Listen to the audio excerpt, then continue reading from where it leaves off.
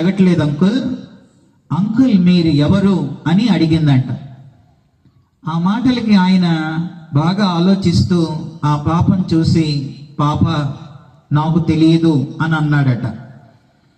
వెంటనే ఆ పాప, అంకుల్ ఇదే కరెక్ట్ ఆన్సర్, లోపలికి రండి అని లోపలికి పిలిచింది. అక్కడ కుర్చీ వేసి ఉంటే ఆ కుర్చీలో కూర్చోమంది. ఆయన ఆ కుర్చీలో కూర్చున్నాడు. లోపల మా డాడీ ఉన్నారు, నేను పిలుచుకొస్తాను అంకుల్ అని లోపలికి వెళ్ళింది. వాళ్ళ డాడీ బెడ్రూమ్లో పడుకొని ఉన్నారు. అప్పుడు ఆ పాప వాళ్ళ డాడీని లేపి, డాడీ ఆయన ఆల్రెడీ బయట అన్ని చెప్పాడు కదా, పేరు చెప్పాడు, కులం చెప్పాడు, టీచర్ అని చెప్పాడు, ఏ ఊరో చెప్పాడు, అవన్నీ చెప్పాడు కాబట్టి ఆయన వచ్చారు అని చెప్పింది. అప్పుడు వాళ్ళ డాడీ, సరే వాటర్ బాటిల్లో వాటర్ ఇచ్చి తాగుతూ ఉండమని చెప్పమ్మా, నేను వస్తున్నాను, మొహం కడుక్కొని వస్తానని ఆయన చెప్పాడు. ఈలోపు ఒక బాటిల్లో వాటర్ తీసుకొచ్చి ఆ పాప ఆ అంకుల్కి ఇచ్చి, అంకుల్ మా డాడీ వస్తానన్నారు, మీరు ఈ వాటర్ తాగమన్నారని బాటిల్లో వాటర్ ఆయనకి ఇస్తే ఆయన బాటిల్లో నీళ్లు తీసుకొని ఆయన తాగి ఎదురుగా సోఫా ఉంటే అందులో పెట్టి ఎదురుగా కూర్చున్న ఆ పాప వైపే ఆయన చూస్తున్నాడు. ఆ పాప కూడా ఆయన్నే చూస్తుంది, ఆయన ఆ పాప వైపు చూస్తున్నాడు. అప్పుడు ఆయన మెల్లగా నోరు తెరిచి, పాప నిన్నొకటి అడగొచ్చా అని అన్నాడంట. అడగండి అంకుల్ అని అందంట.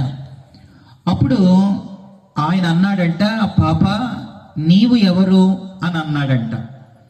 అంటే ఆ పాప అడిగింది కదా ఆయన్ని, అందుకే ఈసారి ఆయన అడిగాడట, పాప నీవు ఎవరు అని ఆ పాపను అడిగాడట. అప్పుడు ఆ పాప అందంట, అంకుల్ ఈ ప్రశ్న మీరు అడుగుతారని నాకు ముందే తెలుసు, మీరు ఎప్పుడైనా బైబిల్ చదివారా అంకుల్ అని ఆ పాప ఆయన అందంట. అప్పుడు ఆయన అన్నాడంట, మేము పుట్టు క్రైస్తవులమమ్మా, నేను ఎప్పటి నుంచో బైబిల్ చదువుతూనే ఉన్నాను, నాకు బైబిల్ అంతా తెలుసు, ఎందుకమ్మా అన్నాడంట. అప్పుడు ఆ పాప అందంట, అయితే అంకుల్ పుట్టు క్రైస్తవులు అంటున్నారు, చిన్నప్పటి నుంచి బైబిల్ చదువుతున్నాను అంటారు, మరి ఆదికాండం 1వ అధ్యాయం 1st పేజీలో 26, 27 వచనాలు ఎప్పుడూ చదవలేదా అంకుల్ అని అంది. అంటే చదివానమ్మా అని అంటే, ఒక్కసారి నేను చదువుతాను అంకుల్ అని ఆ పాప ఇలా చదవడం మొదలెట్టింది. ఆదికాండం 1వ అధ్యాయం 26, 27 వచనాల్లో, దేవుడు మన స్వరూపమందు మన పోలిక చొప్పున నరులను చేయదము అని ఉంది. 27వ వచనంలో, దేవుని స్వరూపమందు, దేవుడు తన స్వరూపమందు నరుని సృజించెను, దేవుని స్వరూపమందు వాని సృజించెను, స్త్రీని గాను పురుషుని గాను వారిని సృజించెను అని ఉంది కదా అంకుల్, నీవు ఎవరు అని నన్ను అడిగారు కదా, నేను ఎవరినంటే దేవుని స్వరూపాన్ని అంకుల్, దేవుని పోలికను అంకుల్ అని ఆ పాప ఇంగ్లీష్లో I am God's image uncle అని అందంట. నేను ఎవరిని అనంటే దేవుని స్వరూపాన్ని, నేను ఎవరిని అనంటే దేవుని పోలికను అంకుల్ అని చెప్పింది. ఈ రాత్రి ఈ మాటలు వింటూ ఉన్న ప్రియ సోదరి సోదరుడా, ఈ శబ్దయంత్రము ద్వారా కూడా వింటున్న ప్రజలారా, మనం ఎవరం అనంటే, మనం చాలాసార్లు మన కులం చెబుతాం, మన పేరు చెబుతాం, మనం చేసే ఉద్యోగాలు చెబుతామే తప్ప అసలు ఇంతకీ మనం ఎవరం అనంటే దేవుని స్వరూపాలం.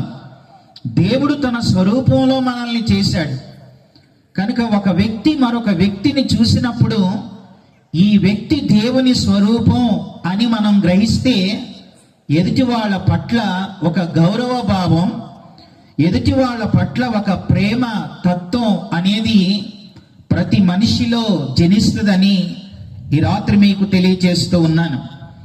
కనుక మనందరం ఎవరం అనంటే మనము దేవుని స్వరూపాలం. దేవుడు తన స్వరూపంలో, తన పోలికలో మనుషుల్ని చేశాడు. అయితే దేవుని స్వరూపం, దేవుని పోలిక అంటే ఏంటి? దేవుడు మనిషిని తన స్వరూపంలో చేశాడు. తన స్వరూపంలో అనంటే అందులో 6 విషయాలు వస్తాయి. ఆ 6 ఏంటో ఈ రాత్రి చెబుతున్నాను, జాగ్రత్తగా గమనించండి. దేవుడు మనుషులను తన స్వరూపంలో చేశాడు. దేవుడు మనుషులను తన పోలికలో చేశాడు. తన స్వరూపం అనంటే అందులో 6 మొదటిది దేవుడు ప్రేమ కలిగిన వాడు.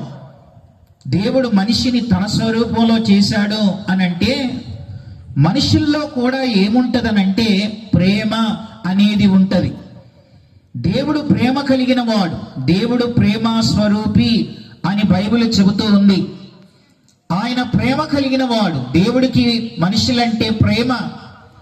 ఈ మనుషులు, భూమి మీద ఉన్న మనుషులందరినీ, అలాగే ఈ కాలనీలో ఉన్న మనుషులందరినీ, అలాగే మన జిల్లాలో ఉన్న మనుషులందరినీ, అలాగే ఈ ఆంధ్రప్రదేశ్ రాష్ట్రంలో ఉన్న మనుషులందరినీ, మన దేశంలో ఉన్న మనుషులందరినీ, ప్రపంచంలో ఉన్న మనుషులందరినీ ఆయన ప్రేమిస్తూనే ఉన్నాడు. ఆయన ప్రేమ స్వరూపి. ఆ ప్రేమ కలిగిన దేవుడు మనుషులందరినీ ఆయన తనలా చేశాడు అనంటే ప్రేమ కలిగిన వారుగా చేశాడు. ఆయన స్వరూపంలో మొదటిది దేవుడు ప్రేమ, మనుషులను కూడా ప్రేమ కలిగిన వారుగా చేశాడు. రెండవ విషయాన్ని జ్ఞాపకం చేస్తాను. రెండవదిగా దేవుడు మనుషుల్ని తన స్వరూపంలో చేశాడు అనంటే దేవుడు జ్ఞానం కలిగిన వాడు. మనుషులను కూడా తన స్వరూపం అంటే మనుషులకు కూడా జ్ఞానం ఉంటది. నాకు జ్ఞానం లేదు అన్నావంటే అసలు మనం మనుషులవేనా అనేది ఆలోచించాలి. దేవుడు అందరికీ జ్ఞానాన్ని ఇచ్చాడు. అయితే కొందరు దాన్ని వేరే రకంగా ఉపయోగిస్తారు. తర్వాత వాళ్ళ స్వార్థం కొరకు, మిగతా కొన్ని చెడ్డ పనులు చేయడానికి ఇలా వాళ్ళు ఉపయోగిస్తారు. కానీ మనిషి అన్న ప్రతి ఒక్కరిలో జ్ఞానం అనేది ఉంది. కనుక దేవుడు మనిషిని తనలా చేశాడు అనంటే దేవుడు జ్ఞానం కలిగిన వాడు, మనుషుల్లో కూడా జ్ఞానం ఉంది. మూడవది, దేవుడు మనుషుల్ని తనలా చేశాడు అనంటే మూడవది, దేవుడు సృజనాత్మకత కలిగిన వాడు. సృజనాత్మకత అనంటే క్రియేటివిటీ, అనగా సృజించే తత్వం, తర్వాత నిర్మించే తత్వం, సృజనాత్మకత ఉంది. పైన ఆకాశం ఎవరు సృజించారు? దేవుడు. అలాగే కూర్చున్న ఈ నేల ఎవరు సృష్టించారు? దేవుడు. అలాగే ఆకాశ నక్షత్రాలు ఎవరు సృష్టించారు? దేవుడు. అలాగే ఈ ముక్కు ఇంత చక్కగా డిజైన్ చేసింది ఎవరు? ఈ కళ్ళు ఇంత చక్కగా డిజైన్ చేసింది ఎవరు? ఈ చెవులు ఇంత చక్కగా సృజనాత్మకంగా నిర్మించిన నిర్మాణకుడు ఎవరు అనంటే దేవుడు. కనుక దేవుడు సృజనాత్మకత కలిగిన వాడు. మనుషుల్లో కూడా సృజనాత్మకత ఉంది. మనిషి కూడా ఈ రోజున చాలా క్రియేట్ చేస్తున్నాడు. క్రియేటివిటీ మనిషిలోకి ఎలా వచ్చిందనంటే క్రియేటర్ లో నుండి వచ్చింది. ఆయన క్రియేటర్. ఆ క్రియేటివిటీ మనిషిలో కూడా ఉంది. ఈ రోజున ఈ మైక్ తయారు చేసింది దేవుడు కాదు, మనిషే. అలాగే ఈ సౌండ్ సిస్టమ్ తయారు చేసింది దేవుడు కాదు, మనిషే. అలాగే ఈ లైట్లు కనిపెట్టింది దేవుడు కాదు, మనిషే. అంటే ఈ సృజనాత్మకత, ఈ కనిపెట్టే తత్వం, విమానాన్ని కనిపెట్టింది మనిషే, సెల్ ఫోన్ను కనిపెట్టింది మనిషే. అంటే మనిషి. ఈ ఫోన్ కనిపెట్టింది మనిషే. ఈ సృజనాత్మకత అంటే ఈ కనిపెట్టే తత్వం ఇది మనిషిలోకి ఎలా వచ్చింది అనంటే దేవుళ్ళో నుంచే వచ్చింది. దేవుడు సృజనాత్మకత కలిగిన వాడు. మనుషుల్లో కూడా సృజనాత్మకత ఉంది. అది ఆయన స్వరూపం. తర్వాత 4వ విషయాన్ని చెబుతాను. 4వది, దేవుడు మనిషిని ఎలా తయారు చేశాడు అనంటే మనుషులను ఆయన తన స్వరూపంలో చేశాడు. తన స్వరూపం, తన పోలిక అనంటే 4వది, దేవుడు భావోద్రేకాలు కలిగిన వాడు. దేవునికి భావోద్రేకాలు ఉంటాయి, ఫీలింగ్స్ ఉంటాయి. దేవుడు కూడా నవ్వుతాడు, దేవుడు కూడా ఏడ్చాడు. నేను సంతాపపడుచున్నాను అని ఆయన చెప్పాడు. తర్వాత నేను బహుగా ఆనందిస్తున్నానని చెప్పాడు. లాజరు అనే ఒక ఆయన చనిపోయినప్పుడు యేసు ప్రభు అక్కడికి వెళ్ళి ఆయన కూడా ఏడ్చాడు, కన్నీళ్లు విడిచాడు. కనుక ఆయనలో కూడా ఏమున్నాయి అని అంటే భావోద్రేకాలు ఉన్నాయి, ఫీలింగ్స్ ఉన్నాయి. అలాగే దేవుడు మనిషిని ఎలా చేశాడు అని అంటే మనకు కూడా ఆ భావోద్రేకాలు ఉన్నాయి. కనుక అందుకే మనం చాలాసార్లు నవ్వుతాం, ఏడుస్తాం, కోపగిస్తాం. తర్వాత మన ముఖాలు అప్పుడప్పుడు మారిపోతూ ఉంటాయి. అప్పుడే సంతోషిస్తాం, అప్పుడే కోపం. ఈ భావోద్రేకాలన్నీ కూడా మనిషిలోనికి ఎలా వచ్చినాయి అని అంటే దేవుడు తన పోలికలో తన స్వరూపంలో ఆయన మనిషిని చేశాడు అన్న దాంట్లో దేవుడు భావోద్రేకాలు కలిగిన వాడు. మనిషిలో కూడా భావోద్రేకాలు ఉంటాయి. ఇది 4వది. 5వదిగా దేవుడు మనిషిని తన స్వరూపంలో చేశాడు అని అంటే 5వదిగా దేవుడు స్వేచ్ఛ కలిగిన వాడు. ఆయన స్వేచ్ఛ కలిగిన వాడు. ఆయనను ఎవరూ కూడా ఇది చేయొద్దు, అది చేయొద్దు, ఆ పని చేయొద్దు, అక్కడికి వెళ్ళొద్దు, అది చూడొద్దు, ఇది చూడొద్దు అని ఎవరు ఆయన్ని బంధించి ఉంచలేరు. అలాగే దేవుడు మనిషికి కూడా ఏమిచ్చాడనంటే ఆయన స్వేచ్ఛనిచ్చాడు. మనుషులకు స్వేచ్ఛ ఉంది. ఇప్పుడు నా చేతిలో ఉన్న ఈ మౌత్ పీస్ ఇది, ఇక్కడ ఈ స్విచ్ నేను ఆఫ్ చేస్తే ఇది ఆగిపోద్ది. నా శబ్దం, నా సౌండ్ మీకు వినబడదు. దీంట్లో ఏముంది అని అంటే ఇది ఒక యంత్రం. అయితే మనుషుల్ని దేవుడు యంత్రాల్లా చేయలేదు, ఆను ఆఫుల్లా చేయలేదు, రోబోల్లా చేయలేదు. దేవుడు మనిషిని ఎలా చేశాడు అని అంటే ఆయన స్వేచ్ఛ కలిగిన వానిగా చేశాడు. మనుషులకు స్వేచ్ఛనిచ్చాడు. ఆదికాండం 3వ అధ్యాయం మనం చదువుతూ ఉన్నప్పుడు చదివే ప్రతి ఒక్కరికి ఒక క్వశ్చన్ వస్తుంది. అదేంటనంటే ఆదాము అవ్వలు ఏదేను తోటలో ఆ పండు తింటారని దేవుడికి తెలుసు కదా, మరి దేవుడు ఎందుకు ఆపలేదు? అసలు దేవుడు ఆ పండే పెట్టకపోతే, ఆ చెట్టే పెట్టకపోతే తినేవాళ్ళే ఆపుంటే ఈ పరిస్థితులు ఇలా వచ్చేవి కాదు కదా అనే ప్రశ్న చాలా మందికి వస్తుంది. అయితే దానికి జవాబు ఏంటనంటే అసలు దేవుడు మనిషిని ఒకవేళ ఆదాము హవ్వల్ని తింటారని ఆయనకి తెలుసు. ఎందుకంటే ఆయన సర్వజ్ఞాని, ఆయనకి అన్నీ తెలుసు. మరి ఎందుకు ఆపలేదు అని అంటే ఒకవేళ ఆయన వారిని ఆపి ఉంటే మనుషులను తనలా చేసినట్లు కాదు, ఆను ఆపుల్లా చేసుంటే ఆయనలా చేసినట్లు కాదు, ఒక రోబోలా చేసినట్లు కాదు. అందుకే వాళ్ళు తింటారని తెలిసే దేవుడు చెప్పాడు, మిమ్మల్ని నాలా చేశాను, నా పోలికలో, నా స్వరూపంలో నేను ఎలా స్వేచ్ఛ కలిగిన వాడినో మీకు కూడా ఆ స్వేచ్ఛనిస్తున్నాను. కాబట్టి అది తినకండి, ఆజ్ఞనిస్తున్నాను, తింటే చస్తారు అని దేవుడు చెప్పాడు. ఒకవేళ మిమ్మల్ని తింటూ ఉండగా నేను ఆపితే మిమ్మల్ని నాలా చేసినట్లు కాదు, మీకు ఇచ్చిన ఆ స్వేచ్ఛను మీరు భంగం చేసుకోవద్దు అని దేవుడు ముందుగానే ఆజ్ఞనిచ్చాడు. అయితే ఆదాము హవ్వలు తినవద్దు అన్న పండు తిన్నారు. చివరికి ఏం జరిగిందో మనకి తెలుసు. కానీ దేవుడు మనిషిని ఎలా చేశాడు అనంటే 5వదిగా దేవుడు స్వేచ్ఛ కలిగిన వాడు.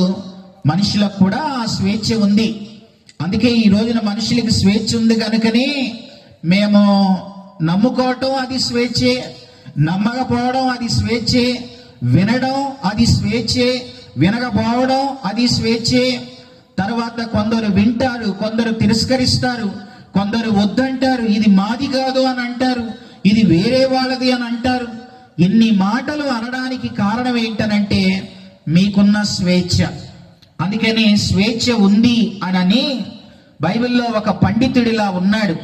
అన్నిటి యందు నాకు స్వాతంత్ర్యం ఉంది, అయితే అన్నీ చేయదగినవి కాదు అని అన్నాడు. కనుక స్వేచ్ఛ ఉంది అని దాన్ని భంగం చేసుకోవద్దని ఈ రాత్రి మీకు తెలియచేస్తున్నాను. దేవుడు మనుషుల్ని తన స్వరూపంలో, తన పోలికలో చేశాడు. అంటే 6వదిగా దేవుడు 5వది స్వేచ్ఛ కలిగిన వాడు, మనుషులకు స్వేచ్ఛనిచ్చాడు. 6వ మాట కూడా చెబుతాను వినండి. 6వది ఏంటనంటే దేవుడు మనుషుల్ని ఎలా చేశాడంటే తన స్వరూపం అంటే దేవుడు సంబంధ బాంధవ్యాలకు ప్రాధాన్యతనిచ్చేవాడు, బంధాలకు ప్రాధాన్యతనిచ్చేవాడు. తండ్రి అయిన దేవుడు కుమారుడైన ఆయనను నా ప్రియ కుమారుడా అని సంబోధించాడు. కుమారుడైన దేవుడు యేసుక్రీస్తు తండ్రి అని సంబోధించాడు. అంటే వారి మధ్యలో ఏముంది అని అంటే సంబంధ బాంధవ్యాలు. కనుక మనుషుల్లో కూడా దేవుడు మనల్ని తన స్వరూపంలో తన పోలికలో చేశాడనంటే బంధాలకు ప్రాధాన్యతనిచ్చేవాడు, సంబంధాలకు ప్రాధాన్యతనిచ్చేవాడు. అందుకే ఈ రోజున మనం అమ్మ, నాన్న, అక్క, చెల్లి, తమ్ముడు అని ఇంత చక్కగా ప్రేమగా మనము బంధాలకు ప్రాధాన్యతను ఇవ్వగలుగుతున్నాం అని అంటే అది ఎక్కడి నుంచి వచ్చింది? ఈ కమ్యూనికేషన్ మనకి ఎక్కడి నుంచి వచ్చిందనంటే కమ్యూనికేటర్లో నుండి వచ్చింది. కమ్యూనికేటర్లో నుండి మనకు కలిగిందని మనం జ్ఞాపకం చేసుకోవాలి. ఈ మాటలు వింటున్న మిమ్మల్ని మళ్ళీ అడుగుతున్నాను, మీరెవరు? అంకుల్ మీరెవరు అంటే ఆయన చెప్పలేకపోయాడు. మరి పాప నువ్వెవరు అని అంటే ఆ పాప చెప్పింది, అంకుల్ నేను దేవుని స్వరూపం. నేను దేవుని స్వరూపం అంటే దేవుడు ప్రేమ కలిగిన వాడు, నాలో ప్రేమ ఉంది. దేవుడు జ్ఞానం కలిగిన వాడు, నాలోనో జ్ఞానం ఉంది. దేవుడు సృజనాత్మకత కలిగిన వాడు, నాలో కూడా సృజనాత్మకత ఉంది. దేవుడు భావోద్రేకాలు కలిగిన వాడు, నాలో కూడా భావోద్రేకాలు ఉన్నాయి. దేవుడు స్వేచ్ఛ కలిగిన వాడు, నాకు కూడా ఆ స్వేచ్ఛ ఉంది. దేవుడు బంధాలకు ప్రాధాన్యతనిచ్చేవాడు, నాకు కూడా ఆ బంధాలకు ప్రాధాన్యతనిచ్చే తత్వం అది నాలో ఎలా కలిగిందనంటే మనము దేవుని స్వరూపాలం. అలా దేవుడు తన పోలికలో తన స్వరూపంలో మొదటి మానవులైన ఆదాము హవ్వలను చేసి, మనుషులను చేసి, తన పోలికలో తన స్వరూపంలో మనుషుల్ని చేసి, మనుషులకు ఆయన 7 ఆధిక్యతలు ఇచ్చాడు. ఆయన ఈ తన పోలికలో తన స్వరూపంలో చేసి మనిషికి 7 ఆధిక్యతలు ఇచ్చాడు. ఏమేమి ఆధిక్యతలు ఇచ్చాడో ఆ 7 కూడా జ్ఞాపకం చేస్తాను, దయచేసి గమనించండి. మొదటిగా దేవుడు తన పోలికలో తన స్వరూపంలో, తన పోలిక తన స్వరూపం అంటే అందులో 6 విషయాలు చెప్పాను. 6 ఎందుకు చెప్పానంటే దేవుడు మనిషిని చేసింది 6వ రోజు, అందుకే 6 విషయాలు చెప్పాను. అలా 6 రకాలుగా అంటే ఆ భాగ్యాలు కలిగిన వాళ్ళుగా దేవుడు మనిషిని చేసి తన పోలికలో చేసి ఆది మానవులకు దేవుడు 7 ఆధిక్యతలు ఇచ్చాడు.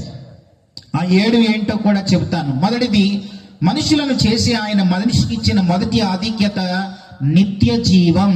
అంటే దేవుడు మనిషిని, ఆయన ఆదాము హవ్వల్ని చేసి నిత్య జీవం ఇచ్చాడు. నిత్యము జీవించాలని దేవుడు మనుషుల్ని సృష్టించాడు.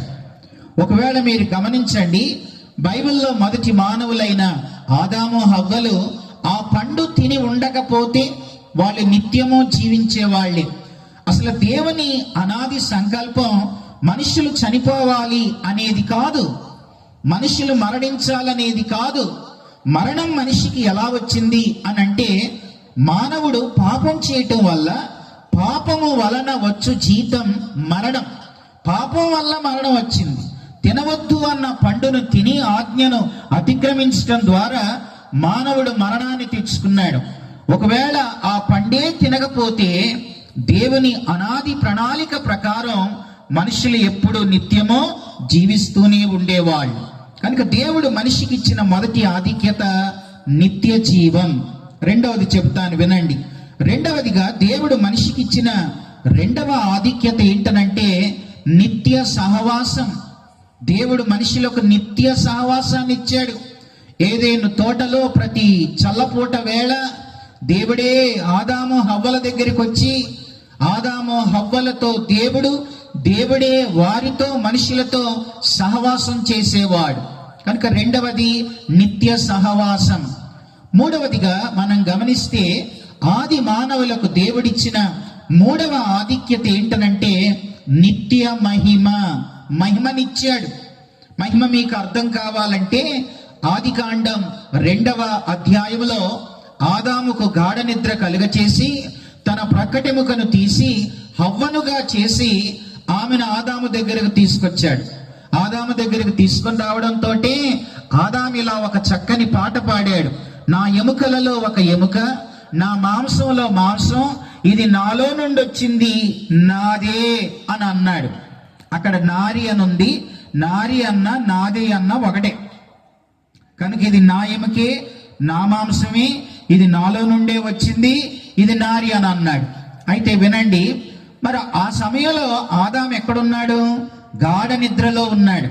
మరి గాఢ నిద్రలో ఉన్నవాడికి నా మాంసమే, నా ఎముకే, నాలో నుండి వచ్చింది అని ఏదో చూసినట్లుగానే ఎలా చెబుతున్నాడు అని అంటే, అప్పటికింకా ఆదాము హవ్వలు పాపం వారిలో ప్రవేశించలేదు, వారు మహిమలో ఉన్నారు. మహిమలో ఉంటే అన్నీ తెలిసిపోతాయి. గాఢ నిద్రలో ఉన్నా తెలిసిద్ది, తర్వాత ఆకాశం ఎక్కడున్నా తెలిసిపోద్ది, అన్నీ తెలిసిపోతాయి. కనుక దేవుడు మనుషులకు ఏమిచ్చాడనంటే, మూడవదిగా నిత్య మహిమనిచ్చాడు. నాలుగవ విషయం చెబుతాను. నాలుగవదిగా దేవుడు మనుషులకు ఏమిచ్చాడనంటే, నిత్య సన్నిధినిచ్చాడు. తన సన్నిధినే ఇచ్చాడు, తన ప్రజెన్స్ని ఇచ్చాడు, సన్నిధిని ఇచ్చాడు. ఐదవదిగా దేవుడు మనుషులకు ఏమిచ్చాడనంటే, నిత్య సంతోషాన్ని ఇచ్చాడు. ఆది మానవులు, మనుషులు ఎప్పుడు సంతోషంగా ఉండాలి అనేది దేవుని యొక్క అనాది సంకల్పం. కనుక దేవుడు మనుషులకు సంతోషాన్ని ఇచ్చాడు. తర్వాత ఆరవదిగా దేవుడు మనుషులకు ఏమిచ్చాడనంటే, నిత్య సమాధానాన్ని ఇచ్చాడు. సమాధానం, ఎప్పుడు మనిషి సమాధానంగా అన్ని విషయాల్లో అందరితో సమాధానంగా, పొరుగు వారితో, తనలో తాను, దేవునితో సమాధానంగా ఉండాలని నిత్య సమాధానాన్ని ఇచ్చాడు. ఏడవదిగా దేవుడు మనిషికి ఇచ్చిన ఏడవ ఆధిక్యత ఏంటనంటే, నిత్య అక్షయత.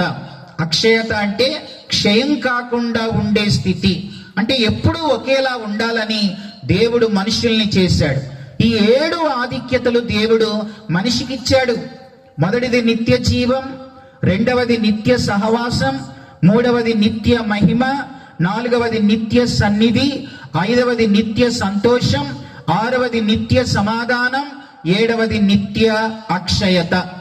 ఈ భాగ్యాలు కలిగిన మనిషిగా దేవుడు మనిషిని సృష్టిస్తే, మానవుడు ఏం చేశాడంటే, తినవద్దు అన్న పండు తినుట ద్వారా మనిషి 7 తెచ్చుకున్నాడు. మళ్ళీ ఈ 7 పోగొట్టుకొని ఇంకో 7 తెచ్చుకున్నాడు. ఈ 7 పోయినాయి. పాపం చేయటం వల్ల, ఆది మానవుడు పాపం వల్ల ఈ 7 పోయినాయి. నిత్య జీవం పోయింది. ఈ రోజున నిత్యము జీవించే మనుషులు ప్రపంచంలో ఎవరైనా ఉన్నారా? నిత్యము జీవించేవాళ్ళు, ఓ 100 ఏళ్ళు బ్రతికే మనిషి ఎవరైనా ఉన్నారా? ఆ మధ్యలో మీకు తెలుసు, చాలా మందికి తెలుసు, ఒక ఆయన పేరు పరాగ్ దేశాయ్ అనే ఆయన, 2000 కోట్ల అధిపతి ఆయన. ఉదయాన్నే వాకింగ్కి వెళితే, పేపర్లో వచ్చిన విషయాన్ని జ్ఞాపకం చేస్తున్నాను. ఉదయాన్నే వాకింగ్కి వెళ్ళాడు, కుక్కలు ఆయన్ని కరిసిని హాస్పిటల్లో అడ్మిట్ చేస్తే ఆయన చనిపోయాడు. 2000 కోట్ల ఆస్తుంది, 66 దేశాల్లో ఆయన వ్యాపారాలు ఉన్నాయి. కుక్కలు కరిసి చచ్చిపోయాడు ఆయన. ఇది పేపర్లో వచ్చిన విషయం. అప్పుడు ఆయన వయసు ఎంత అనంటే, ఇది పోయిన నెలలో జరిగిన విషయమే. ఆయన వయసు 49 సంవత్సరాలు. 2000 కోట్లు ఉన్నోడు నేను 49 సంవత్సరాలకే చచ్చిపోవాలని అనుకుంటాడా? అలాగే ఒక ఆయన ప్రపంచాన్ని జయించాడు. ఆయన పేరు ద గ్రేట్ అలెగ్జాండర్. ప్రపంచంలో ఎన్నో దేశాలు జయించాడు. ఆయనే ఒకసారంట సముద్రం దగ్గరికి వెళ్ళి అన్నాడట, సముద్రమా, నేను జయించడానికి ఇక రాజ్యాలు లేవు, ఒకవేళ నీవు కూడా ఒక రాజ్యం అయితే నిన్ను కూడా జయించిన రాజ్యంలో కలుపుకునేవాడిని అని అన్నాడంట. చివరికి ఆయన ఎట్లా చచ్చిపోయాడంటే, చిన్న దోగుడు చచ్చిపోయాడు ఆయన. ఆ పరాగ్ దేశాయ్ 2000 కోట్ల అధిపతి ఏమో కుక్కలు గరిసి చచ్చిపోయాడు. ప్రపంచాన్ని జయించిన గ్రేట్ అలెగ్జాండర్ ఏమో దోమగుట్టి చచ్చిపోయాడు. అలాగే మీలో చాలా మందికి మైకేల్ జాక్సన్ పేరు వినే ఉంటారు. మైకేల్ జాక్సన్ ఇలాగే స్టేజ్ మీద డాన్స్ చేస్తా ఉంటే యువత అంతా కూడా ఉర్రూతలూగిపోయేవాళ్ళు. ఆయన తన చుట్టూ ఎప్పుడూ కూడా 50 మంది డాక్టర్లను పెట్టుకొని, నేను 150 సంవత్సరాల దాకా చచ్చిపోను అని అందరికీ చెప్పుకున్నాడు ఆయన, మైకేల్ జాక్సన్. ఆయన తినే తిండి, ఆయన తాగే నీళ్లు అన్నీ కూడా ల్యాబొరేటరీలో డాక్టర్లు టెస్టులు చేసిన తర్వాతే ఆయన తినేవాడు, తాగేవాడు. 150 సంవత్సరాలు బతకాలనుకున్నాడు. మనందరికీ తెలుసు, నిండు 50 సంవత్సరాలు నిండక ముందే చచ్చిపోయాడు ఆయన. ఇలా చెప్పుకుంటూ వెళితే చాలా మంది, మరణం మనిషికి ఎప్పుడు వస్తుందో ఎవరికీ తెలియదు. దాచుకున్న సొమ్ము తెలిసినా దోచుకునేవాడెవడో తెలియదు. అనుకున్నంత ఆశ సంపాదించినా అనుభవించే వాళ్ళెవరో తెలియదు. ప్రాణం కాపాడుకున్నా పోయేది ఎప్పుడో తెలియదు. అయిన వాళ్ళు నాన్న వాళ్ళు దూరం అయ్యేది ఎప్పుడో తెలియదు. ఆదరించిన వాళ్ళు చెదరించేది ఎప్పుడో తెలియదు. పోగు చేసుకున్నాయి పోయేది ఎప్పుడో తెలియదు. సంతోషంగా ఉన్న వాళ్ళు దుఃఖంగా ఉన్న వాళ్ళు సంతోషంగా మారేది ఎప్పుడో మనకి తెలియదు. ఎవరు ఎప్పుడు ఈ లోకాన్ని విడిచిపెడతారో ఎవరికీ తెలియదు. అమెరికా దేశంలో ఒక అందగత్తె ఉండేది. ఆమె పేరు మ్యారిలిన్ మాండ్రో అనే ఆమె అమెరికాలోనే ఒక అందమైన హీరోయిన్. ఆమె ఉన్న దినాలలో అమెరికా అధ్యక్షుడు జాన్ ఎఫ్ కెనడీ ఆమె వెనకాల పడేవాడు. అమెరికా అధ్యక్షుడే ఈమె వెనకాల పడేవాడట. అంత అందగత్తె ఆమె. అయితే దినాలు గడుస్తూ ఉండగా ఆమె అద్దం ముఖంలో చూసుకొని తన ముఖం మీద ముడతలు రావడం మొదలైనవి అని, నా వయసు పెరిగిపోతూ ఉంది, ఇలా అయితే నన్ను ఫాలో అయ్యే వాళ్ళు తగ్గిపోతారు అని ఒక రోజు రాత్రి స్లీపింగ్ టాబ్లెట్లు ఎక్కువ వేసుకొని 36 సంవత్సరాలకి చచ్చిపోయిందామే.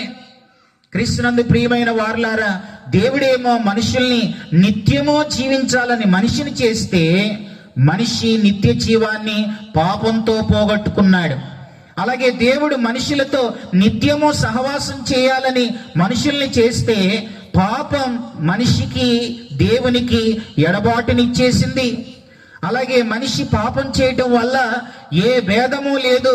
అందరూ పాపము చేసి దేవుడు అనుగ్రహించే మహిమను పోగొట్టుకున్నారు. మానవుడు పాపం చేసి మహిమను పోగొట్టుకున్నాడు. గాఢ నిద్రలో ఉన్నవాడు మహిమలో ఉంటే అన్నీ తెలిసినాయి. ఈ రోజున నీ ఇంట్లో నీకేం జరుగుతుందో తెలియదు. భర్తకి భార్య, భార్యకు భర్త, పిల్లలు ఫోన్లో ఏం చూస్తున్నారో తెలియదు. కారణం ఏంటంటే మహిమను పోగొట్టుకున్నాం. మహిమ పోయింది, అలాగే సన్నిధి పోయింది, అలాగే సంతోషం పోయింది. ఈ రోజున సంతోషం ఎక్కడుంది? సంతోషాన్ని మనుషులు వెతుకుతున్నారు, సంతోషాన్ని మనుషులు కొనుక్కుంటున్నారు. కానీ అది నిత్య సంతోషం కాదు. ఒక ఆయన బాగా తాగుతాడు. దేనికోసం? సంతోషం కోసమే. అది ఎప్పటి వరకు ఉంటుందంటే అది దిగేదాకా ఉంటుంది. ఆ సంతోషం దిగేదాకా ఉంటుంది, ఆ తర్వాత మళ్ళీ మొదలయ్యింది. కాబట్టి సంతోషం కూడా పోయింది. అలాగే సమాధానం, మనిషి సమాధానాన్ని కూడా పోగొట్టుకున్నాడు. ఈ రోజున సమాధానం మనిషికి ఎక్కడుందండి? సమాధానం కోసం మనిషి ఎంత అరులు చేస్తున్నాడు. అప్పుడప్పుడు నేను ఇలా చెబుతూ ఉంటాను, మంచం పరుపు మనం కొనుక్కుంటాం, నిద్రను ఎవరైనా కొనుక్కుంటారా? మందుల షాప్కి వెళ్ళి మందులు కొనుక్కుంటాం, ఆరోగ్యాన్ని ఎవరైనా కొనుక్కుంటారా? బుక్ స్టాల్కి వెళ్ళి పుస్తకాలు కొనుక్కుంటాం, జ్ఞానాన్ని ఎవరైనా కొనుక్కుంటారా?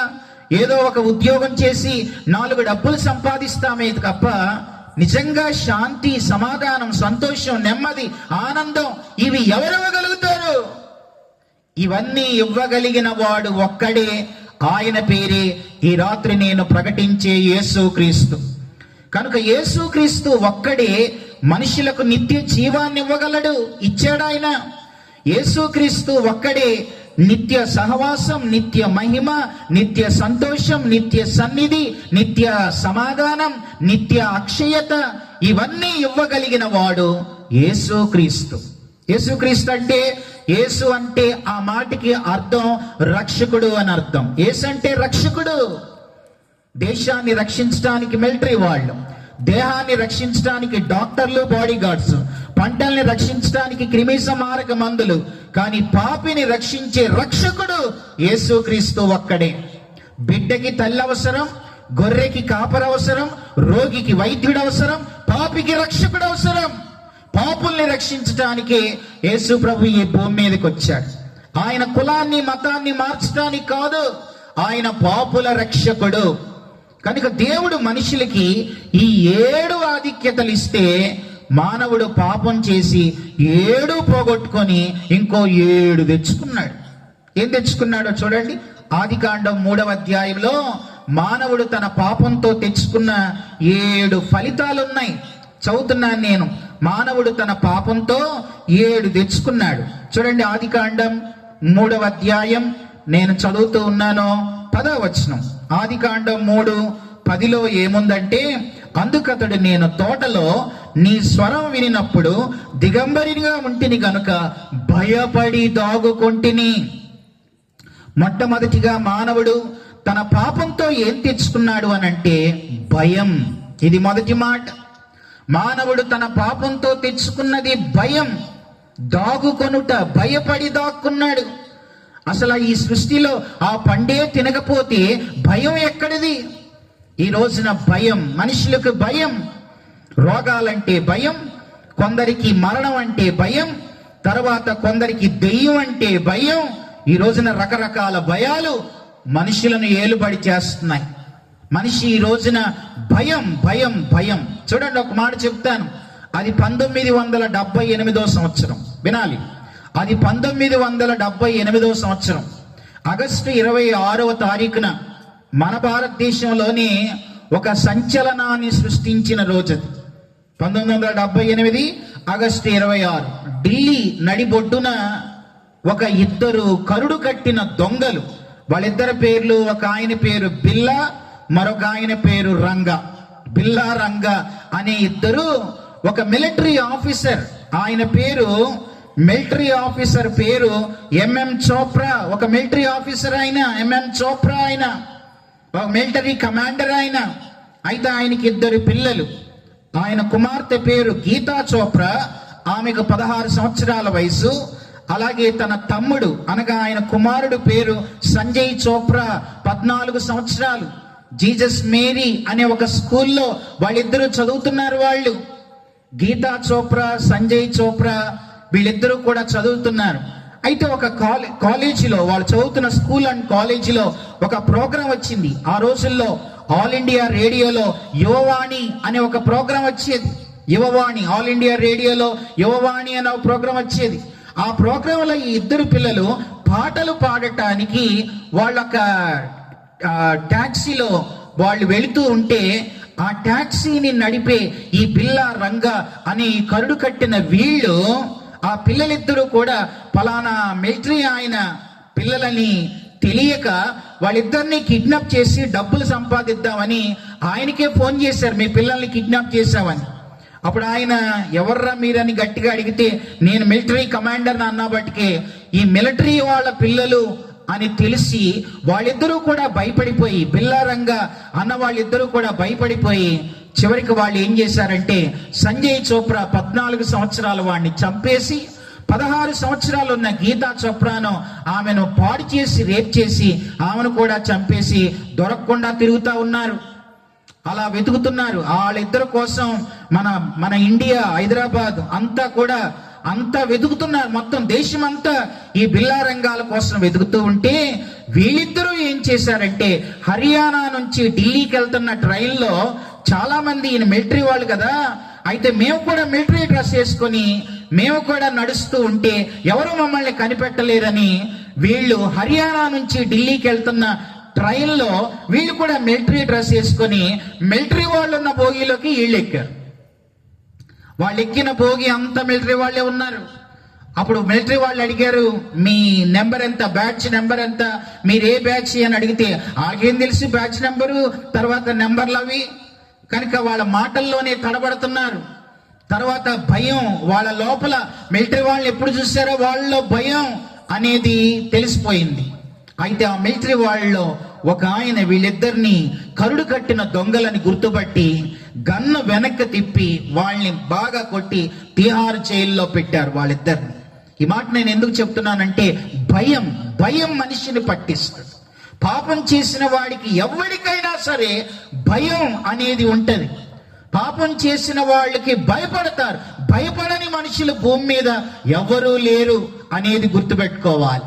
మానవుడు పాపంతో ఏం తెచ్చుకున్నాడు అంటే, మొదటిది చూడండి, ఆదికాండం 3:10 ప్రకారం భయాన్ని తెచ్చుకున్నాడు. రెండవదిగా ఆదికాండం 3వ అధ్యాయం 16వ వచనంలో ప్రయాస అనుంది, ప్రయాసను తెచ్చుకున్నాడు. తర్వాత ఇదే ఆదికాండం 3వ అధ్యాయం 17వ వచనంలో శాపం అనుంది, శాపాన్ని తెచ్చుకున్నాడు. తర్వాత 18వ వచనంలో 4వదిగా ముండ్ల తుప్పలు అనుంది, అనగా శ్రమలు తెచ్చుకున్నాడు. 5వదిగా 19వ వచనంలో చెమట అనుంది, మానవుడు పాపంతో చెమటను తెచ్చుకున్నాడు. 6వదిగా మనం చూస్తే అదే 19వ వచనం చివరిలో నీవు మన్నే కనుక తిరిగి మన్నైపోదువు అని అంటే మనిషి మరణాన్ని తెచ్చుకున్నాడు. 6వదిగా మరణం. మళ్ళీ చెప్తున్నాను, 1 భయం, 2వది ప్రయాస, 3వది శాపం, 4వది ముండ్ల తుప్పలు, 5వది చెమట, 6వది మరణం, 7వదిగా మనిషి పాపం చేయటం వల్ల ఏం తెచ్చుకున్నాడు అని అంటే 24వ వచనంలో అప్పుడు ఆయన ఆదామును వెళ్ళగొట్టి ఏదేను తోటన తూర్పు దిక్కున కెరూబులను జీవవృక్షానికి పో మార్గాన్ని కాచుటకు ఇటు అటు తిరుగుచున్న ఖడ్గజ్వాలల్ని నిలబెట్టాడనంటే మానవుడు తన పాపంతో 7వదిగా దేవునితో శాశ్వత ఎడబాటును తెచ్చుకున్నాడు. మానవుడు పాపం చేసి దేవునితో శాశ్వత ఎడబాటును తెచ్చుకున్నాడు.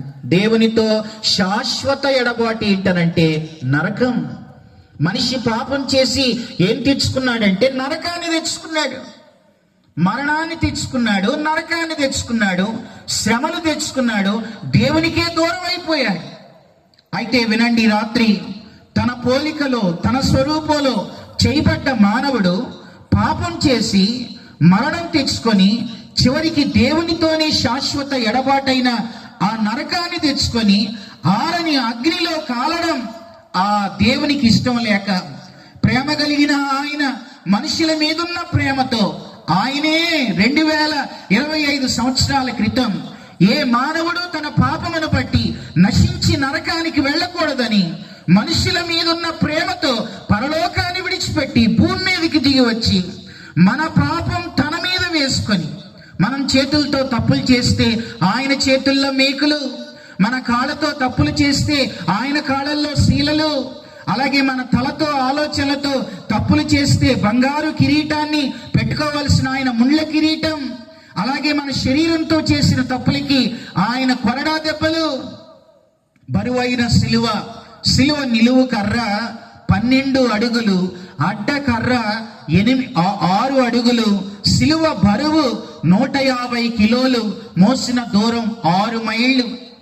ఆ 12 అడుగుల నిలువు కర్రను, 6 అడుగుల అడ్డకర్రను, 150 కిలోలు బరువు కలిగిన ఆ బరువైన సిలువను ఆయన మోసుకొని ఎత్తైన కొండ మీదకి వెళ్ళి ఆయన మన పాపాల నిమిత్తం కలువరి సిలువలో మరణించి ఆయన చనిపోయి 3వ రోజున తిరిగి లేచి ఆయన ఇలా ప్రకటించాడు. ఏమని ప్రకటించాడంటే, నేనే మార్గం, నేనే సత్యం, నేనే జీవం, నా ద్వారా తప్ప ఎవడు పరలోకానికి చేరడు అని ఆయన ప్రకటించాడు.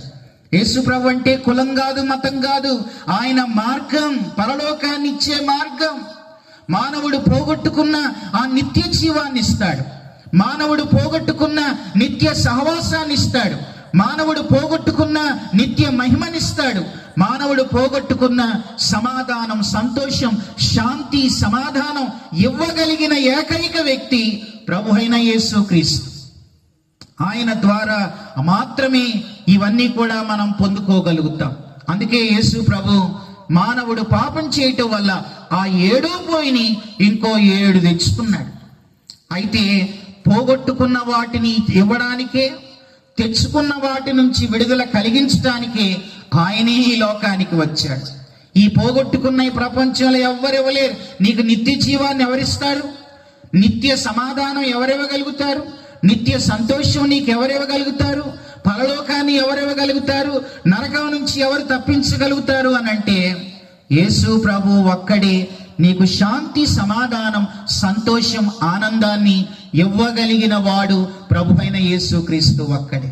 కనుక యేసును నమ్మండి. యేసు ప్రభుని నమ్మితే ఆయన మనకు శాంతి, సమాధానాలు, నెమ్మది, ఆనందం, సంతోషాన్ని ఆయన ఇచ్చేవాడని నేను ఈ రాత్రి మీకు జ్ఞాపకం చేస్తూ ఉన్నాను. నేను కొన్ని మాటలు ఇలా రాశాను, వాటిని జ్ఞాపకం చేస్తాను. 100 కోట్లకు అధిపతివైన 1 నిమిషం ఆయుష్ నీవు కొనలేవని తెలుసుకో. ఈ రాత్రి వింటున్న సోదరి సోదరుడా, 100 కోట్లకు అధిపతివైన 1 నిమిషం ఆయుష్ నీవు కొనలేవని తెలుసుకో. 1,000 కోట్లకు వారసునివైనా ఊపిరి పోగానే ఊరు బయట పారేస్తారని తెలుసుకో.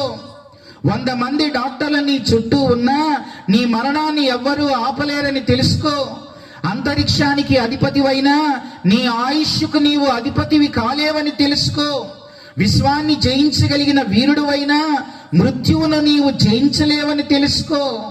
నీవు తిన్నది మంటి పాలు, ప్రభు కొరకు చేసిందే నీ పాలు.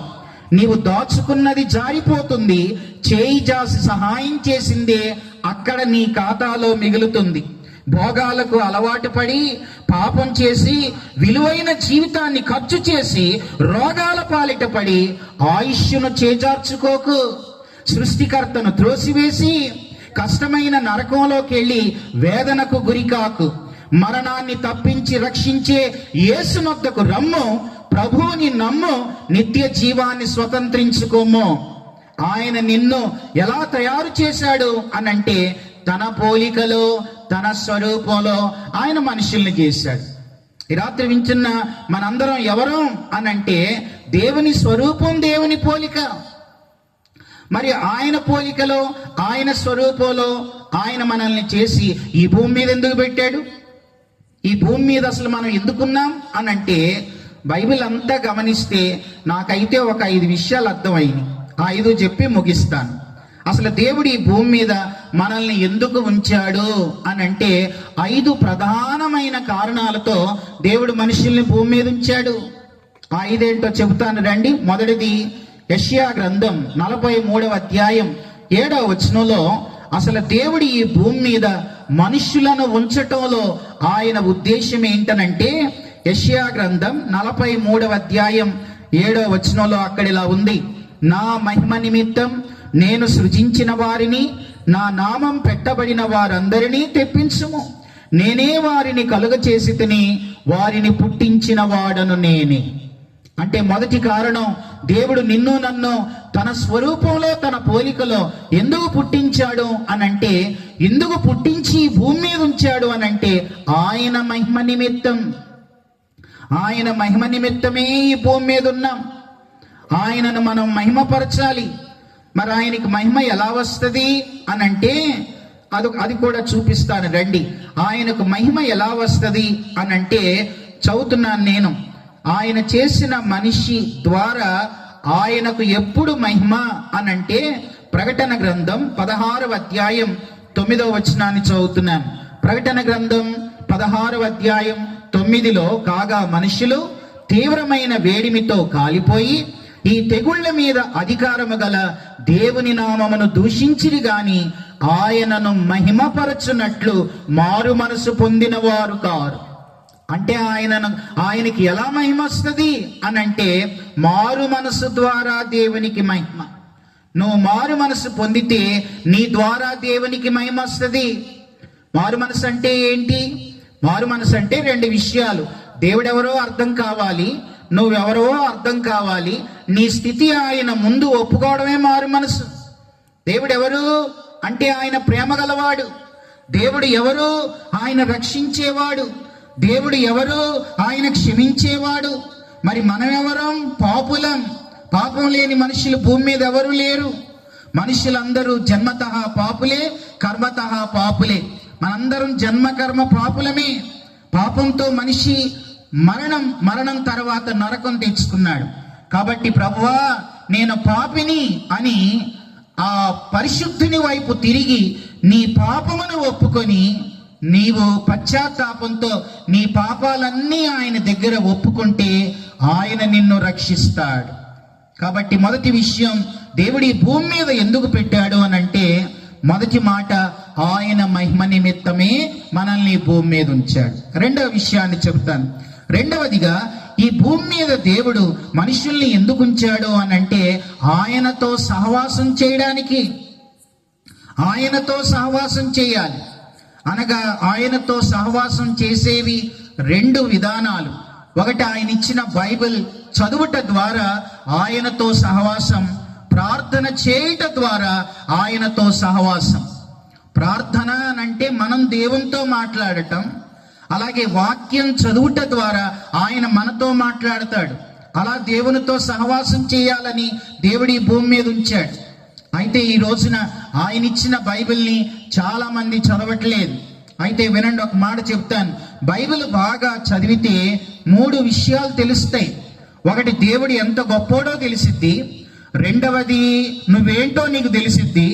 మూడవది, సాతానుడు ఎంత చెడ్డోడో తెలిసిద్ది. బైబిల్ చదివితేనే తెలిసిద్ది. దేవుడు ఎంత గొప్పోడో నీకు తెలియాలంటే బైబిల్ చదవాలి. అలాగే నువ్వు ఎవరో ఏం చెయ్యాలో తెలియాలంటే బైబిల్ చదవాలి. మూడవదిగా, మనము పాడు చేసే మనుషులందరినీ నాశనానికి నడిపించే దుష్టుడు ఎంత చెడ్డోడో వాడి పనులు ఎలా ఉంటాయో తెలియాలన్నా దేవుడే రాయించి పెట్టాడు. చదివితే మనకు అర్థమైంది. ఈ బైబిల్ చదివితే మనుషుల్లో పరివర్తన వస్తుంది. బైబిల్ చదివితే మనుషులు మారుతారు. బైబిల్ చదవాలి. మీలో చాలా మందికి తెలుసు, ఇదే ఆంధ్ర రాష్ట్రంలో గుంటూరు ప్రాంతం పక్కన గోవిందరాజపురం తెలుసు కదా. ఆర్ఆర్కే మూర్తి గారు పేరు విన్నారు కదా. ఆయనది గుంటూరు జిల్లా పక్కనే గోవిందరాజపురం. నిష్ట కలిగిన బ్రాహ్మణ కుటుంబంలో పుట్టారు ఆయన. బైబిల్లో తప్పులు పట్టుకుందామని బైబిల్ చదువుతున్నాడంట. ఆర్ఆర్కే మూర్తి గారు బైబిల్లో తప్పులు పట్టుకుందామని చదువుతూ ఉండగా ఆయన మారిపోయాడు. ఆయన ఎలా మారిపోయాడనంటే, బైబిల్లో తప్పులు పట్టుకుందాం అని చదవటం మొదలెట్టాను, కానీ బైబిల్ చదువుతూ ఉంటే నాలో ఉన్న తప్పులన్నీ బయటపడుతున్నాయి. నేనెంత తప్పులో ఉన్నానో, నేనెంత జన్మ పాపినో, నేనెంత కర్మ పాపినో, నా పాపాన్ని బట్టి నేనెక్కడికి, నా అంతిమ గమ్యం ఏంటో నాకు తెలిసిపోయిందని ఆయన అన్నాడు. ఆయనని బైబిల్లో ఉన్న దేవుడికి తన జీవితాన్ని అప్పగించుకున్నారు ఆయన. కనుక బైబిల్ చదివితే మన బ్రతుకులు మారుతాయి. బైబిల్ చదువుతూ ఉంటే మనం ఏం చెయ్యాలో తెలిసిద్ది, ఎలా బ్రతకాలో మనకు తెలిసిద్ది. దేవుడు ఈ భూమి మీద మనల్ని ఎందుకు పెట్టాడు? ఒకటి, ఆయన మహిమ నిమిత్తం. రెండవది, ఆయనతో సహవాసం చేయాలని. మూడవ విషయాన్ని చెబుతాను రండి. మూడవదిగా, అసలు ఈ భూమి మీద దేవుడు మనుషుల్ని ఎందుకు ఉంచాడు అని అంటే, ఎఫెసీయులకు రాసిన పత్రిక 1వ అధ్యాయం 4, 5, 6 వచనాలు కలిసి ఉన్నాయి. నేను చదువుతూ ఉన్నాను. ఎఫెసీయులకు రాసిన పత్రిక 1వ అధ్యాయం 4, 5, 6 వచనాలు. ఎట్లనగా తని ప్రియనియందు తాను ఉచితముగా మనకు అనుగ్రహించిన తన కృపామహిమకు కీర్తి కలుగునట్లు తన చిత్త ప్రకారమైన దయా సంకల్పం చొప్పున యేసుక్రీస్తు ద్వారా తనకు కుమారులుగా స్వీకరించుటకై మనలను ముందుగా తన కోసం నిర్ణయించుకొని, మనము తన ఎదుట పరిశుద్ధులమును నిర్దోషులమునై ఉండవలనని జగత్తు పునాది వేయబడక మునిపే ప్రేమ చేత ఆయన క్రీస్తులో మనలను ఏర్పరచుకొనెను అని ఉంది. అసలు దేవుడు భూమి మీద నిన్ను నన్ను ఎందుకు ఉంచాడు అని అంటే, మూడవ కారణం, తన ఎదుట మనం పరిశుద్ధంగా నిర్దోషంగా బ్రతకాలని. అది దేవునికి ఉద్దేశం. తన ఎదుట నిర్దోషంగా మనము పవిత్రంగా ఉండాలి, పరిశుద్ధంగా బ్రతకాలి. దేవుడు పరిశుద్ధుడు. వినండి, దేవుడు పరిశుద్ధుడు. మనలో పాపం ఉంటే పరిశుద్ధుడైన దేవుణ్ణి మనం చేరుకోలేం. అందుకే మనలో ఉన్న పాపాన్ని తీసివేసి తనలో ఉన్న నీతిని మనకివ్వడానికే దేవుడే మనిషిగా ఈ లోకానికి వచ్చాడు. మన పాపాలను ఆయన తీసుకొని తన నీతిని మనకు ఆయన అనుగ్రహించి తన రక్తంతో మన పాపాలు కడిగివేసి మనల్ని తన బిడ్డలుగా చేసుకోవడానికి ఆయన ఈ లోకానికి వచ్చాడు. ఎవరైతే యేసు ప్రభువుని నమ్ముతారో, యేసు రక్తం ప్రతి పాపమును కడిగి పవిత్రులుగా చేయును అని యోహాను రాసిన 1వ పత్రిక 1వ అధ్యాయం 7వ వచనంలో మనం చూస్తాం. యేసు రక్తం ఎంత ఘోర పాపినైనా కడిగి, తన పాపమును కడిగి పవిత్రంగా చేయగలిగిన శక్తి యేసు రక్తానికి ఉంది. కనుక దేవుడు ఎందుకు ఈ భూమి మీద ఉంచాడు అనంటే, మూడవ కారణం, తన ఎదుట పరిశుద్ధంగా బ్రతకాలి. పరిశుద్ధత లేకపోతే పరలోకం లేదు. ఈ రోజున పరిశుద్ధత మనుషులు పోగొట్టుకుంటున్నారు. చూపుల్లో పరిశుద్ధత లేదు, వినే దాంట్లో పరిశుద్ధత లేదు, చూసే దాంట్లో పరిశుద్ధత లేదు, మాటల్లో పరిశుద్ధత లేదు. పరిశుద్ధత లేకపోతే హృదయ శుద్ధి గలవారు మాత్రమే దేవుణ్ణి చూస్తారు. శుద్ధి లేకపోతే నరకానికి వెళతారని బైబిల్ చెబుతూ ఉంది. కనుక దేవుడు భూమి మీద ఉంచింది తన ఎదుట పరిశుద్ధంగా బ్రతకాలని. 4వ కారణాన్ని చెప్తాను రండి. 4వదిగా, దేవుడు భూమి మీద మనల్ని ఎందుకు ఉంచాడు అనంటే, 4వ కారణం ప్రకటన గ్రంథం 2వ అధ్యాయం 13వ వచనంలో ఉంది.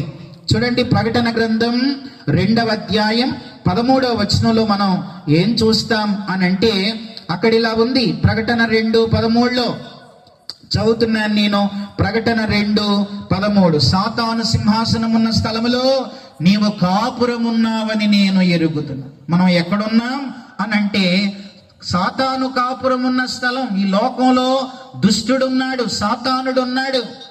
వినండి వినండి, పుట్టుకతోనే ఎవరైనా అబద్ధికులు ఉంటారా? పుట్టుకతోనే ఎవరైనా దొంగలు ఉంటారా? పుట్టుకతోనే ఎవరైనా తాగుబోతులు ఉంటారా? పుట్టుకతోనే ఎవరైనా చెడ్డ కార్యాలు చేసేవాళ్ళు ఉంటారా అని అంటే, పుట్టుకతోనే చెడ్డోళ్ళు ఎవరుండరు. ఆ తర్వాత వాళ్ళని చెడ్డ మనుషులుగా మార్చే దుష్టుడు ఈ లోకంలో ఉండి మనుష్యులకు చెడును అలవాటు చేసి వాళ్ళని చెడ్డ మార్గంలో నడిపించే సాతానున్న ఈ లోకంలో మనం ఉన్నాం. మరి ఈ లోకంలో దేవుడు మనల్ని ఎందుకు పెట్టాడు అని అంటే, వినండి, వాడికి లేనివి మనకు 4 ఉన్నాయి. సాతానుకు లేని మనకు 4 ఉన్నాయి. సాతానుడికి శరీరం లేదు, మనకే శరీరం ఉంది. సాతానుడికి రక్షణ లేదు, మనకే రక్షణ ఉంది. సాతానునికి కుటుంబం లేదు, మనకే కుటుంబం ఉంది. సాతానునికి పరలోకం లేదు, మనకే పరలోకం ఉంది. అందుకని వాడేం చేస్తాడనంటే, ఈ దేహంతో ఉన్నంత కాలం లోకం పదునైనది, శరీరం పతనమయ్యేది. కాబట్టి శోధనలు మనకు కలిగించి చెడ్డ మార్గంలో నడిపిస్తాడు. అలాంటి ఈ చెడిపోయే ఈ చెడ్డ లోకంలో యేసు ప్రభువుని ఎవరైతే నమ్ముతారో వారు వాడిని దినదినము ఏం చేస్తారంటే ఏడిపిస్తూ ఉంటారు. మనల్ని చూసినప్పుడు వాడికి ఏడుపు, దేవునికి సంతోషం. చూడండి 13లో ఏముంది? సాతాను సింహాసనం ఉన్న స్థలములో నీవు కాపురమున్నావని నేను ఎరుగుదును, మరియు సాతాను కాపురమున్న ఆ స్థలములో నా యందు విశ్వాసివై ఉండి నా నామమును గట్టిగా చేపట్టి నా యందలి విశ్వాసంతో నువ్వు బ్రతకాలని దేవుడు మనల్ని భూమి మీద పెట్టాడు. ఒక మంచి విశ్వాసిగా, ఒక నాణ్యమైన, నమ్రత కలిగిన, నమ్మకమైన ఆయన బిడ్డలుగా ఈ భూమి మీద మనం బ్రతకాలని దేవుడు మనల్ని భూమి మీద ఉంచాడు. అంటే మన ద్వారా ఆయనకు సంతోషాన్ని కలిగించే వారంగా ఉండాలనేది దేవుని ఉద్దేశం. చాలు, 4 విషయాలు చెప్పాను. 1 ఆయన మహిమ నిమిత్తం, 2వది ఆయనతో సహవాసం చేయడానికి, 3వదిగా ఆయన ఎదుట పరిశుద్ధంగా బ్రతకడానికి, 4వదిగా ఎల్లప్పుడూ ఆయనను సంతోషపరచడానికి ఈ భూమి మీద మనం ఉన్నాం. 5వ కారణం చెప్పి ముగింపులోనికి వెళతాను. 5వది చివరిది చూడండి, ఎఫెసీయులకు రాసిన పత్రిక. అసలు ఎందుకు దేవుడు తన పోలికలో తన స్వరూపంలో మనుషుల్ని చేసి ఈ భూమి మీద పెట్టాడు అని అంటే, చదువుతున్నాను నేను. ఎఫెసీయులకు రాసిన పత్రిక 2వ అధ్యాయం 5వ వచనాన్ని చదువుతున్నాను. ఎఫెసీ 2:10లో ఏముందంటే, 10వ వచనం. ఎఫెసీయులకు రాసిన పత్రిక 2వ అధ్యాయం 10వ వచనం. మరియు వాటి యందు మనము నడుచుకొనవలెనని దేవుడు ముందుగా సిద్ధపరిచిన సత్క్రియలు చేయుటకై మనము క్రీస్తు యేసునందు సృష్టింపబడిన వారమై ఆయన చేసిన పని అయి ఉన్నాం. 5వది ముందుగా సిద్ధపరిచిన సత్క్రియలు చేయాలి, మంచి పనులు చేయాలి. దేవుడు భూమి మీద నిన్ను ఎందుకు ఉంచాడు అని అంటే, ఆయన పని చేయాలి. మనందరం ఆయన పని చేయాలి. మనుషులందరూ తన పని నిమిత్తం ఆయన ఈ భూమి మీద ఉంచాడు. మీకు ఒక వ్యక్తిని జ్ఞాపకం చేస్తాను. ఆయన పేరు ఆస్వాల్డ్ చాంబర్. ఆయన పేరే అది, ఆస్వాల్డ్ చాంబర్. గొప్ప దైవజనుడు ఆయన. ఒకసారి ఒక ఆయన ఆస్వాల్డ్ చాంబర్ గారి దగ్గరికి వెళ్ళి, ఆస్వాల్డ్ చాంబర్ గారు, మీరు భూమి మీద ఎందుకున్నారు అని ఒక ఆయన అడిగిన ఆయనకి ఈయన ఇలా సమాధానం చెప్పాడంట, నేను నా రాజు పని మీద ఈ భూమి మీద ఉన్నాను. ఆయన పని ఈ భూమి మీద నాకు లేకపోతే ఈ భూమి మీద ఉండే పనే నాకు లేదని అన్నాడంట. మనం ఎందుకు ఈ భూమి మీద ఉన్నాం అని అంటే, మనందరికీ ఆయన పని ఉంది కాబట్టి ఈ భూమి మీద ఉన్నాం. ఎవరు చేసే పని వాళ్ళు చేయాలి. పాడే పని పాడేవాళ్ళు పాడాలి, ప్రకటించే పని ప్రకటించేవాడు ప్రకటించాలి, వాయిద్యాలు వాయించే పని వాళ్ళు వాయించాలి. అలా ఎవరి పని వాళ్ళు చేసుకుంటూ అందరికీ పని ఉంది. మనందరం పని చేయాలి. చాలా సంవత్సరాల క్రితం ఎక్కడో బయట దేశం నుంచి ఒక ఆయన మన దేశానికి వచ్చాడు. మన భారతదేశానికి అస్సాం రాష్ట్రానికి వచ్చాడు. అక్కడ లోపలికి వెళ్ళాడు. అదొక గ్యారో తెగ. ఇప్పుడు కోయ, లంబాడి ఎలా ఉన్నారో అక్కడ ఆ ప్రాంతంలో, అస్సాం రాష్ట్రంలో లోపల ఆ గ్యారో అనే ఒక తెగ ప్రాంతానికి వెళ్ళాడు ఒక ఆయన. అక్కడ వాళ్ళకి యేసుప్రభు గురించి చెప్పాడు. సువార్తను చెప్పాలని బైబిల్లో ఉంది కాబట్టి ఆయన మీరు సర్వలోకానికి వెళ్ళండి, సర్వ సృష్టికి సువార్తను చెప్పండి అన్న మాటను పట్టుకున్నాడు. బైబిల్లో ఉంది కాబట్టి వాళ్ళ దగ్గరికి వెళ్ళి చెబుదామని, దేవుని పని చేయాలి కాబట్టి వాళ్ళకి చెప్పాడు. అయితే ఎవరు నమ్మలేదు. ఒకే ఒక్క కుటుంబం నమ్ముకుంది. ఒక ఆయన నమ్ముకున్నాడు. ఆయన పేరు, ఆ గ్యారో తెగలో నమ్ముకున్న ఆయన పేరు నెక్సెంగ్, NEKSENG, నెక్సెంగ్. ఒక ఆయన నమ్ముకున్నాడు. ఆ గ్యారో తెగ ఆయన నెక్సెంగ్ నమ్ముకున్నాడు. తనను బట్టి తన భార్య నమ్ముకుంది. వాళ్ళకి 2 పిల్లలు, మొత్తం 4 యేసు ప్రభువుని నమ్ముకున్నారు. ఆ తర్వాత ఈయన ముసలోడు అయిపోయాడు. ఇంకెవరు మారట్లే, నమ్ముకోవట్లే. ఆ వచ్చిన ఆయన ముసలాయన అయిపోయి ఆయన ప్రాంతానికి ఆయన వెళ్ళిపోయాడు. అయితే ఈ నెక్సెంగ్కి అర్థమైంది, నేను బతుకున్నది మా వాళ్ళందరికీ సువార్త చెప్పాలి కదా అని. అప్పుడు ఆయన ఏం చేశాడంటే, తన తెగలో వాళ్ళందరికీ చెబుతూ ఉంటే ఆ తెగలో వాళ్ళు తెగ నాయకుడికి చెప్పారు, పెద్ద ఆయనకి చెప్పారంట. ఆయనేమో ఈ నెక్సెంగ్ కుటుంబాన్ని పిలిపించి, నెక్సెంగ్ ఏంటి మన దేవుళ్ళని విడిచిపెట్టి ఎవరో యేసుప్రభు నమ్ముకున్నారంటే నిజమా అంటే, అప్పుడు ఆయన అన్నాడంట, అయ్యా యేసుప్రభు అంటే వేరే వాళ్ళ దేవుడు కాదయ్యా, యేసుప్రభు మన దేవుడేనయ్యా. యేసుప్రభు అందరికీ దేవుడు. యేసుప్రభు ఓ కులానికి మతానికి సంబంధించిన వాడు కాదు. ఆయన దేవుడు, ఆయన సృష్టికర్త, మనుషులందరినీ ప్రేమించేవాడు, మనుషులందరి కోసం ప్రాణం పెట్టి చనిపోయి తిరిగి లేచిన గొప్ప దేవుడయ్యా అని ఆ మత నాయకుడికి చెబుతూ ఉంటే ఆయన అన్నాడంట, నన్ను కూడా మార్చేస్తావా ఏంటి అని అన్నాడంట. నేను కాదయ్యా మార్చేది. ఎవరిని మార్చగలరు? ఓ దొంగడిని ఎవరు మారుస్తారు? ఓ తిరుగుబోతుని ఎవరు మారుస్తారు? ఒక హంతకుడిని ఎవరు మారుస్తారు? స్టువర్ట్పురంలో దొంగలంతా మారిపోయారు. ప్రభుత్వాలు ఏమైనా మార్చినాయా? అయితే ఆ దొంగ గురించి కూడా చెప్తాను వినండి. ఓ దొంగని పట్టుకున్నారంట పోలీసు వాళ్ళు పట్టుకుంటే, ఎట్లా చేస్తావరా? ఎస్ఐ గారు అడిగాడంట, దొంగతనాలు మీరు ఎట్లా చేస్తారా అని అన్నాడంట. అప్పుడు ఆ దొంగోడు అన్నాడంట, మీరు డ్యూటీకి వచ్చేటప్పుడు మీ భార్య ఏ చీర కట్టుకుందో చెప్పండి, నేను వెళ్ళి తీసుకొచ్చేస్తాను అన్నాడంట. కట్టుకున్న చీర నేను తీసుకొస్తాను, మేము ఎలా దొంగతనం చేస్తాం మీకు చెప్తాం అన్నాడంట. ఉలిక్కుపడ్డాడంట ఎస్ఐ. ఉలిక్కుపడి సరే ఏం చేస్తాడో చూద్దామని, ఎలా తీసుకొస్తారా దొంగతనం అని అంటే, సరే మీరు చెప్పండి ఏ చీర కట్టుకుంది అమ్మగారు, నేను వెళ్ళి తీసుకొస్తా అన్నాడంట. సరే ఫలానా పచ్చ చీర కట్టుకుందని చెప్పాడంట. ఆమె పడుకొని ఉంది. వీడు వెళ్ళి కిటికీలో నుంచి నీళ్లు పోసాడు. ఆమె నీళ్లు పోయి అంటే నీళ్ళు ఎలా పడ్డాయని సరే అని మొత్తం మీద ఆమె బాత్రూమ్కి వెళ్ళి చీర మార్చుకొచ్చి పడుకుంది. వీడు దొంగోడు కాబట్టి ఆ చీర తీసుకొచ్చి ఎస్ఐ గారికి ఇచ్చాడు.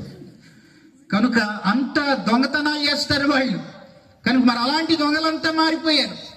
ఈ రోజున దొంగలు ఎవరు మారుస్తున్నారండి? ఇది కులమా? ఇది మతమా?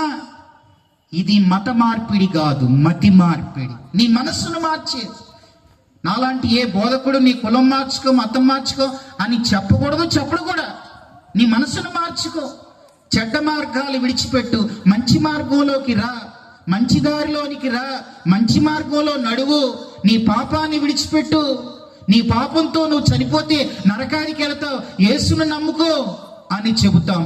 అదేనయ్యా అని ఇప్పుడు నేను చెప్పిందంతా ఈ నెక్సంగా దొరక చెప్పాడండి. ఆ తెగ నాయకుడికి చెప్పాడండి. ఆ తెగ నాయకుడు కొంచెం కోపం వచ్చి, నీకు 4 రోజులు టైం ఇస్తున్నాను, 4 రోజుల్లో గనక నువ్వు విడిచిపెట్టకపోతే నిన్ను నీ కుటుంబాన్ని చంపేస్తాను అన్నాడంట. సరే ఇంటికి వెళ్ళిపోయాడు. 4 రోజులు ప్రార్థన చేశారు. నెల తర్వాత తెగంతా రౌండ్గా నిలబడి ఆయన కుటుంబాన్ని మధ్యలో నిలబెట్టి, ఇప్పుడు నేను చెప్పేది అనగనగా స్టోరీ కాదు. అనగనగా ఒక రోజు అంటారు, ఆ రోజు ఉందో లేదో తెలియదు. అనగనగా ఒక రాజు అంటాడు, అసలు ఆ రాజు ఉన్నాడో లేదో తెలియదు. అనగనగా ఒక ఊరు అంటారు, అసలు ఆ ఊరు ఏ ఊరు మనకు తెలియదు. ఇది అనగనగా స్టోరీ కాదు. మీ దగ్గర ఫోన్ ఉంటే, గూగుల్ తల్లి ఉంటే నెక్సెంగ్ అని కొట్టండి చాలు, నేను చెప్పే స్టోరీ అంతా వచ్చేస్తుంది. ఇందులో ఉన్నదే చెప్తున్నాను నేను. కనుక నెక్సెంగ్ 4 రోజుల తర్వాత వాళ్ళ ఫ్యామిలీ అంతా వచ్చి నిలబడ్డారు. ఫోటోలతో సహా వస్తుంది నెక్సెంగ్ గురించి. కనుక మధ్యలో నిలబడ్డాడు. ఆ తెగ నాయకుడు అడిగాడు, యేసుప్రభుని విడిచిపెట్టకపోతే చంపేస్తానని. అప్పుడు ఆయన అన్నాడంట, ఓ పాట పాడాడు. ఆయన రాసిన పాటే. ఆయన ఏమని రాశాడో తెలుసా? I have decided to follow Jesus, no turning back, no turning back. ఈ పాట రాసింది నెక్సెంగ్ అండి. ఈ పాట ఎవరు రాశారు? I have decided to follow Jesus song ఎవరు రాశారని గూగుల్లో కొట్టండి, నెక్సెంగ్ గురించి అంతా వస్తుంది. ఆయన చనిపోయాక ఆ గ్యారో తెగ భాష మనకు రాదు కాబట్టి పంజాబ్ రాష్ట్రంలో సాధు సుందర్ సింగ్ అనే ఆయన యేసుప్రభుని నమ్ముకొని ఆ పాటను ఆయన ఇంగ్లీష్లోకి ట్రాన్స్లేషన్ చేశాడు ఆయన.